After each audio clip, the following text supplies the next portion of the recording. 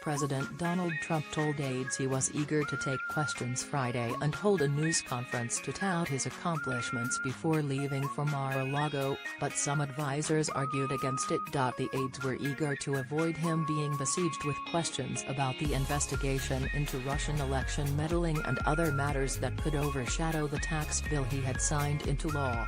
Two White House officials told CNN the president's schedule remained in flux over the last day, amid questions about whether he would stage a public bill-signing ceremony of the tax legislation or hold a news conference.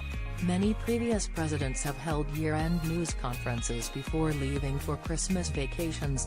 For 2 straight days, Thursday and Friday, White House aides were told to prepare for a news conference of some kind. Friday morning, aides finally said the president would sign the tax and government funding bills in private. When the pool protested, saying the pictures from a White House photographer wouldn't be used, news reporters and photographers were hastily escorted into the Oval Office for the signing. The president's mood was bright and he seemed eager to answer a few questions. Aides appeared on higher alert than normal, with Chief of Staff John Kelly and other aides attempting to kick reporters out and get the president on Marine One to Mar-a-Lago. Trump answered several questions, including whether he had learned anything from the legislative process related to the tax overhaul, whether he would travel to sell the tax package, and whether he wished he had started his congressional agenda with infrastructure. "We're going to get infrastructure," Trump told reporters. "Infrastructure is the easiest of them all. We're very well on our way. We have essentially repealed Obamacare.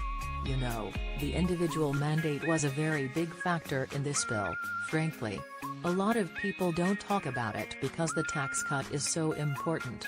As reporters kept pressing Trump, aides moved closer and closer to the Resolute desk, gently prodding reporters and photographers to leave the Oval Office.